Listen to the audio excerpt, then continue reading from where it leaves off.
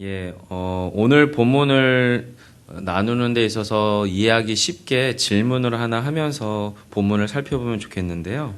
앞에 고린도 후서 2장의 끝부분을 차용해서 표현하자면 순전한 사도로서 사도 바울은 지금 이 편지를 쓰고 있는 거거든요. 그렇다면 사도 바울의 그 순전한 사도됨, 그리고 여러분이 방금 읽으신 본문 가운데 보시면은 새 언약의 일꾼이라고 하는 말이 6절에 있습니다. 그가 또한 우리를 새 언약의 일꾼 되기에. 즉 사도 바울은 지금 고린도후서를 쭉 앞부분부터 지금 3장까지 쑥 서가면서 자신 안에 있는 자신의 순전한 일꾼됨에 대한, 순전한 사도됨에 대한 정당성, 또는 새 언약의 일꾼됨에 대한 정당성을 어떻게 부여받고 있고 어떻게 확보하고 있는지를 사실은 보여주고 있는 거거든요.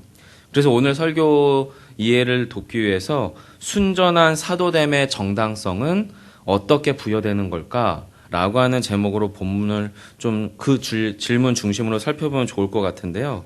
먼저 여러분이 읽으신 어제 큐티 본문 중에서 2장 15절로 한번 가보시겠습니까? 2장 15절. 어제 큐티 책으로 193면이고요. 2장 15절로부터 17절을 저희가 좀 천천히 한번 읽어보도록 하겠습니다. 함께 읽습니다. 시작. 우리는 구원받는 자들에게나 망하는 자들에게나 하나님 앞에서 그리스도의 향기니 이 사람에게는 사망으로부터 사망에 이르는 냄새요 저 사람에게서는 생명으로부터 생명에 이르는 냄새라. 누가 이 일을 감당하리요? 우리는 수많은 사람들처럼 하나님의 말씀을 혼잡하게 하지 아니하고 곧 순전함으로 하나님께 받은 것 같이 하나님 앞에서와 그리스도 안에서 말하노라. 네, 지금 사도 바울은 자신의 말함의 출처가 무엇인지 사실은 이미 2장 앞부분에서 밝히고 있어요.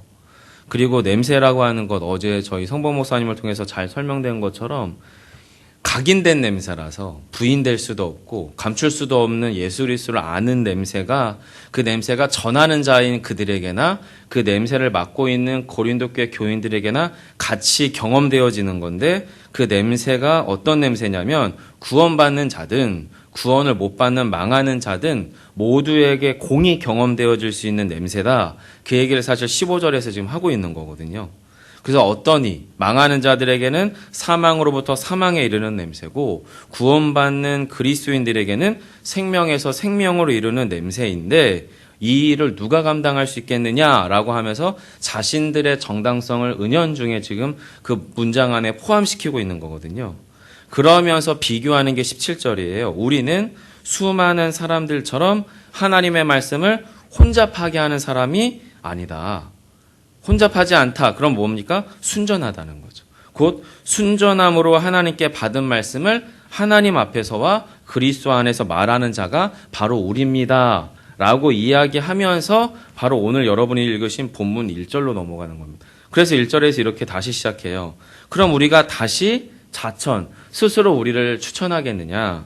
아니면 어떤 사람들처럼 다른 사도들이나 다른 권위가 있는 사람들의 추천서를 너희에게 붙이랴. 지금 그렇게 하면서 1절에서 그들의 정당성, 자신들의 순전한 사도됨, 새 언약의 일꾼됨에 대한 정당성이 어디로부터 출발하는지를 지금 논증하고 있는 게 이 편지글의 방향인 것 같아요. 자, 성도 여러분, 그렇다면 사도 바울은 2000년 전 사람이잖아요. 저는 본 적도 없습니다. 들은 적도 없고 그 목소리를 본 적도 없고, 우리가 읽고 있는 성경이라고 해봐야 지금 한국말로 기록된 고린도 전후서가 전부인데, 과연 우리는 그 사도 바울을 하나님이 보내신 하나님의 사람으로 확신하는 이유는 무엇입니까? 우리가, 나 스스로가, 여러분 스스로가 어떻게 우리가 이 성경 말씀을 하나님의 말씀으로 확신하고 지금 이 새벽 자리에서 나의 말씀이 아닌 하나님의 말씀이 나의 삶을 주도해가는 것을 확신하고 이 설교를 들을 수 있냐라고 하는 질문이죠. 역으로 이 질문으로 사실은 이것에 대한 답을 해가고 싶은데요. 자, 여러분, 복음의 1차 전달자, 성경의 하나님의 말씀의 1차 전달자가 누구일까요? 여러분이 태초에 이 말씀은 누구로부터 시작된 걸까요? 하나님이시겠죠. 하나님이십니다. 즉 1차 전달자, 우리가 받아보고 있는 사도 바울에 의해 기록된 이 고린도 후서를 포함한 모든 성경 말씀의 첫 번째 기록자는 하나님이세요. 1차 전달자가.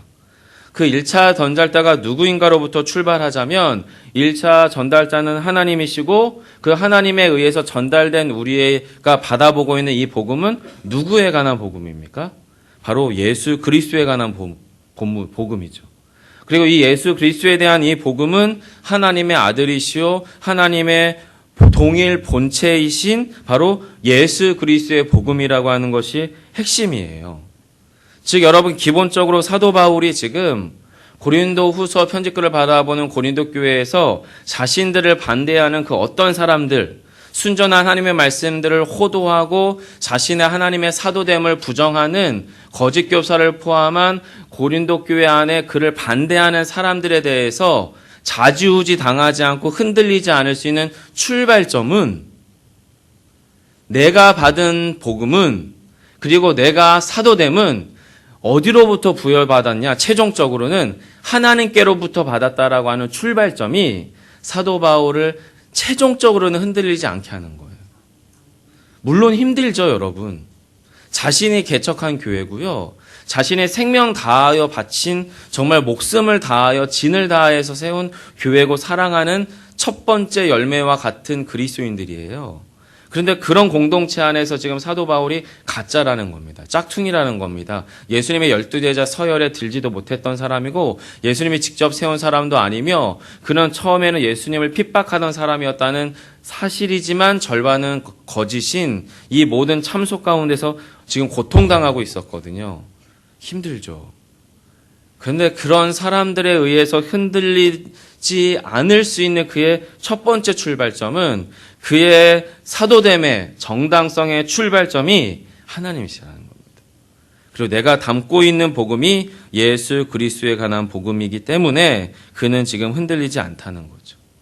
즉 여러분 우리가 또 사도 바울이 새 언약의 일꾼됨 순전한 하나님의 말씀의 전달자로서 저희가 하나님 앞에 서 있을 수 있는 가장 첫 번째 출발점은 그 정당성은 하나님께로부터 부여받는다는 겁니다.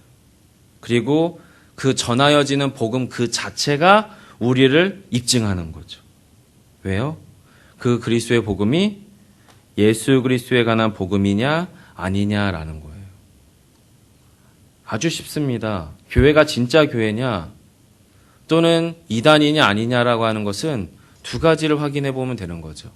그들 안에 우리가 경험하고 고백하는 성령의 역사와 예수 그리스도의 은혜가 있는지, 그리고 또 한 가지는 그들이 말하고 가르치는 바가 진짜 예수 그리스도의 복음을 말하고 있는 건지. 자, 그러려면 여러분 전제가 뭡니까? 내가 먼저 진짜 그리스도인이 되어야 됩니다. 내가 먼저 예수쟁이가 돼야 그가 말하는 게 진짜인지 가짜인지 판별됩니다. 그리고 또 한 가지가 필요합니다. 예수 그리스도의 복음에 관한 내용이 무엇인지 저와 여러분 가운데 정확하게 충분하게 알아야 합니다. 그래야 전하는 자의 그것이 진짜인지 가짜인지 알게 됩니다. 사도 바울이 지금은 그 얘기하고 있는 거예요. 내 안에 예수가 진짜다. 그리고 내가 전하는 복음은 예수 그리스도의 복음이다라는 거죠. 자, 이것은 나로부터 출발하는 거라는 거죠. 첫 번째 정당성의 근거는 내 안에 계신 예수 그리스도로 출발하는 거예요. 그래서 이건 여러분 숨겨져 있습니다. 보이지 않습니다. 하지만 절대적인 권위이고 절대적인 정당성의 출발점이었어요. 사도 바울에게. 자, 그렇다면 오늘 본문은 그런 자신의 보이지 않는 정당성 말고 보이는, 만져지는 공동체적인 정당성의 근거로서 여러분 읽으신 1절로 3절까지의 이야기를 사도 바울이 하는 겁니다. 여러분 한번 저희가 2절, 3절 같이 읽어볼까요? 함께 읽겠습니다. 시작.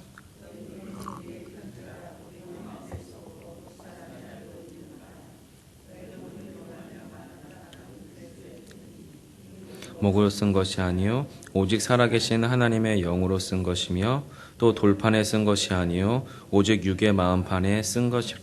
아멘. 여러분 단지 이게 문학적 표현이 아니라고 하는 걸 여러분과 제가 인정하셔야 됩니다.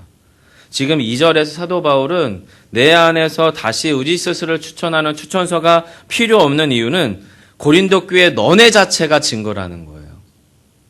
내가 가짜 복음을 전했다면 교회는 모래성처럼 사라질 건데 내 안에 예수 그리스도 진짜 복음을 전했기 때문에 너희가 교회됨으로써 고린도 교회가 이 자리에 역사적으로 보이는 교회로서 엄연히 존재하고 있는 것이 그것이 증거라는 거예요. 증거. 그러면서 이야기하는 게 뭐냐면 내가 너희들에게 그리스도를 전할 때에 너희가 알지 않느냐. 그 복음을 우리 마음에 썼고 자신들 마음, 복음을 전하는 사도 바울을 포함한 사도 바울의 동역자들의 마음에 썼고 이 편지글을 읽고 있는 너희도 알고 있는 바다라고 이야기하는 겁니다. 그러면서 말하는 것이 3절에 너희는 우리로 말미암아. 왜요? 그들의 전달자는 누구였습니까? 사도 바울과 그들의 동역자였거든요. 고린도 교회가 복음 안에 그리스도 안으로 들어온 교회됨의 출발점, 그 2차 전달자. 1차 전달자는 고린도 교회 성도들 안에 계신 하나님이고 2차 전달자는 사도 바울과 그들의 동역자이기 때문에 너희는 우리로 말미암아 나타난 그리스도의 편지라는 거예요. 그런데 그 편지는 지금 내가 써서 보내는 이 고린도 전후서의 편지글, 먹으로 쓰는 편지가 아니라 살아계신 하나님의 영으로 쓴 것이며 이것은 돌판이나 종이에 쓴 것이 아니라 너희들의 마음판에 쓴 것이다. 그런데 왜 흔들리고 왜 혼란스러워하고 우리 안에 계신 그리스도에 대해서 너희가 고백하기를 꺼려하느냐라고 논증하고 있는 것이 사도 바울의 이야기라는 거예요. 성도 여러분, 그러면 1절부터 3절 가운데에서 나타나는 사도의 정당성의 근거는 무엇이겠습니까? 동일한 본질이죠. 말씀을 전하는 사도 바울이나 이 편지글을 읽어보는 고린도 교회 안에나 동일한 영적 본질이 있는 거예요. 뭐예요? 우리에게는 고백되는 주님도 한 주님이시고 우리를 깨닫게 하고 믿게 하시는 성령도 한 성령이시며 사도 바울이 말하는 바나 그 말씀을 듣는 바 된 고린도 교회가 듣는 복음이나 한 말씀이라고 하는 확증, 이것이 지금 두 번째 사도됨의 정당성의 근거라는 거죠, 여러분. 자, 여러분 한번 생각해 보겠습니다. 아니, 그러면 복음의 출처가, 믿음의 근거가 나 개인이고 내 안에 계신 그리스도고 내 안에 계신 성령이라고 하면 너무 막연하고 너무 주관적이지 않은가라고 할 수 있어요. 주관적이라고 느낄 수도 있겠죠. 근데 여러분, 저는 개인적으로 그렇게 생각합니다. 우리의 삶을 지탱하는 삶의 체계가 거의 모든 것이 항상 이성적이고 항상 물리적이고 항상 우리의 감각으로 작동될 때만 그것이 엄연한 팩트이고 사실인가요? 착시현상이라고 있습니다. 우리의 눈은 멀쩡하거든요. 근데 우리의 눈은 가끔은 길이도 헷갈립니다. 우리의 눈은 내가 눈으로 봤다고 말했지만 같이 본 사람한테 이야기하면 증언이 서로 달라집니다. 즉 여러분, 우리가 감각한다고 해서 그것이 꼭 엄연한 사실이 아닐 수도 있다면 때로는 우리의 감각을 어떻게 해요? 의심해 봐야 될 것 같습니다. 여러분이 음식을 잡수실 때 입맛도 변하시잖아요. 20대 때 입맛과 30대와 5, 60대 때 입맛이 서로 변하시잖아요. 짠맛도 어제 느꼈던 것과 오늘 느낀 게 다를 수 있잖아요. 우리의 감각이라고 하는 것이 사실은 되게 오히려 주관적이라는 거예요. 제가 세가족 교육을 할 때마다 믿음에 대한 설명을 드릴 때 그렇게 얘기합니다. 우리에게는 눈에 보이는 통장 잔고나 우리의 삶에서 우리가 삶을 해결할 수 있는 삶의 해결책만큼이나 너무나 사실적이고 너무나 엄연한 진리는 뭐냐면 우리의 삶을 지탱하는 절반의 근거는 믿음과 사랑의 체계라고 말합니다. 우리가 배우자를 믿을 수 없다면 아내를 집에다 두고 출근할 수 없어요. 우리가 남편을 믿을 수 없다면 남편이 회사에 출근하는 길을 환송할 수가 없어요. 우리가 대한민국을 믿을 수 없다면 우리의 아이들을 학원이나 학교나 그들의 삶의 터전으로 보낼 수 없어요. 우리가 교회를 믿을 수 없다면 우리는 그 교회를 다닐 수가 없어요. 여러분이 이 예배를 마치고 여러분의 운전대를 잡고 여러분의 차를 운전해 나갈 수도 없어요. 왜냐하면 상대방으로부터 오는 차를 믿을 수 없기 때문에. 사실 우리의 삶을 지탱하는 우리의 삶의 대다수의 삶의 체계는 사랑과 신뢰의 체계에서 지탱되고 있어요, 여러분. 즉 여러분, 우리가 예수 그리스도의 복음을 맡은 자요 그리스도인이라고 하는 것을 확증할 수 있는 가장 확실한 근거는 내 안에 계신 예수 그리스도가 진짜이냐 아니냐라는 겁니다. 그리고 정확하게 기독교 2000년의 역사가 가르치고 논증하고 설명하고 있는 그 하나님을, 그 예수 그리스도를 내가 지금 정당하게 올바르게 고백하고 있느냐는 거예요. 여러분, 이것은 절대 주관적인 것이 아니라 믿음에 기초한 거예요. 그래서 여러분 4절에 보시면 사도 바울이 이렇게 말합니다. 우리가 그리스도로 말미암아 하나님을 향한 이 같은 뭐요? 확신을 가졌다라고 말합니다. 그리고 이어서 이렇게 얘기하죠. 5절에 보시겠습니다. 우리가 무슨 일이든지 우리에게서 난 것 같이 스스로 만족하는 게 아니라 우리의 만족은 어떻게 해요? 하나님께로부터 났습니다. 사도 바울의 삶에 흔들리지 않은 확신과 빼앗길 수 없는 만족은 나로부터 출발하는 게 아니라 하나님께로부터 출발합니다라는 거죠. 자, 여러분, 그럼 사도 바울은 이런 확신과 이런 믿음을 어떻게 누릴 수 있을까요? 이미 마찬가지입니다. 앞에서 말씀드린 것처럼 이 확신과 이 믿음의 출처는, 첫 번째는 1차 출처는 하나님이세요. 그리고 2차 출처는 뭐예요? 교회입니다. 교회. 공동체예요. 공동체. 제가 이렇게 말씀을 전할 때에 제 안에 계신 그리스도를 여러분이 확신하고 믿는 바를 따라서 저에게 지금 반응하고 계신 거예요. 사실은. 저 역시도 성도들을 만나보고 신방하고 기도할 때에 이 가정 안에서 하나님이 정말 역사하고 있고 그들의 심령 가운데에서 예수 그리스도가 주인 되기를 소망하고 갈망하는가를 기도해보고 신방해보고 이야기해보면 100% 맞을 수는 없지만 여러분 느낄 수 있습니다. 그렇지 않습니까? 교회라고 하는 건 그렇게 되는 겁니다. 가정도 그렇잖아요. 생판 모르는 남자를 만났어요. 생판 모르는 여자를 만났어요. 절대 저럴 줄 몰랐지만 꼭 저러죠. 그런데 그와 함께 여러분은 지금 십수년을, 수십 년을 살아가고 있어요. 기적 아닙니까, 여러분? 기적입니다, 여러분. 우리의 삶은 말로 설명되지 않는, 정말로 설명 불가능한 영역들이 정말 많습니다. 교회는 그렇게 되는 겁니다. 세상이 바라볼 땐 말이 안 되는 것 같아 보이지만 이게 교회가 돼가는 보이지 않는 증거라는 거죠. 사도 바울의 확신과 믿음은 거기서부터 출발합니다.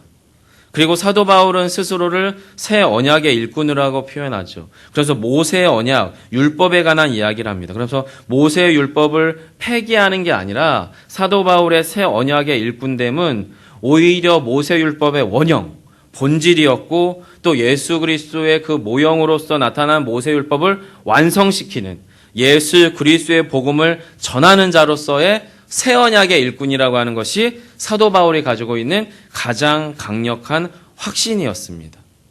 자, 그렇다면 이 확신은 다시 한번 반복적으로 질문한다면 여러분과 저에게는 이 확신과 이 믿음, 이 만족이 있으십니까? 이게 중요하죠. 성도는 목사에게 그런 확신과 만족을 발견하고 목사는 성도에게 그런 확신과 만족을 발견하는 게 어떻게 가능할까요? 여러분, 그것이 7절로부터 11절입니다. 여러분, 길지만 한 번 더 같이 읽어볼까요? 함께 읽겠습니다. 시작. 돌에 써서 새긴 죽게 하는 율법 조문의 직분도 영광이 있어 이스라엘 자손들은 모세의 얼굴에 없어질 영광 때문에도 그 얼굴을 주목하지 못하였거든. 하물며 영의 직분은 더욱 영광이 있지 아니하겠느냐. 정죄의 직분도 영광이 있은즉 의의 직분은 영광이 더욱 넘치리라. 영광되었던 것이 더 큰 영광으로 말미암아 이에 영광될 것이 없으나 없어질 것도 영광으로 말미암았은즉 길이 있을 것은 더욱 영광 가운데 있느니라. 아멘.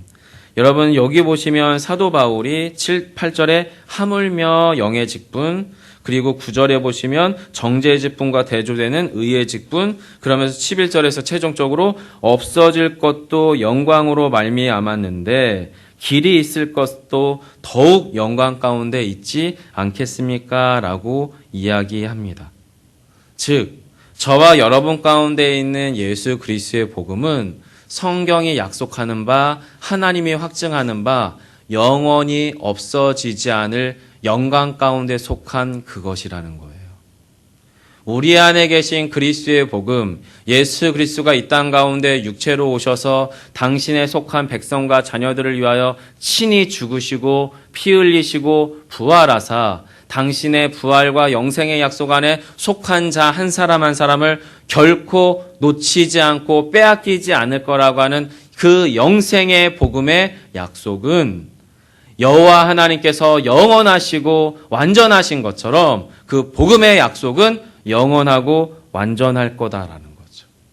그 영원한 영광 가운데 있기 때문에 지금 사도 바울의 그 확신과 그 믿음은 빼앗길 수 없다라는 겁니다. 지금은 나의 부패하고 썩어지고 죽어질 몸 가운데 담겨진 복음이기 때문에 고린도후서 여러분, 고린도교회 여러분, 여러분이 저 때문에 그걸 못 믿을 수는 있겠지만 내 안에 계신 그리스도의 복음은 내 안에 있어서 유한하고 썩어지고 없어지는 게 아니라 이 복음은 하나님께로부터 온 영원한 그것의 영광의 흔적이기 때문에 내 안에 있으나 여러분 안에 있으나 하나님께로부터 온 것이기 때문에 영원할 것입니다. 그 얘기하고 있다는 겁니다. 그렇기 때문에 그에게 복음에 대한 확신과 믿음은 결코 흔들릴 수 없다는 거죠. 그래서 여러분 설교의 결론을 맺자면 믿으면 살아납니다. 믿으면.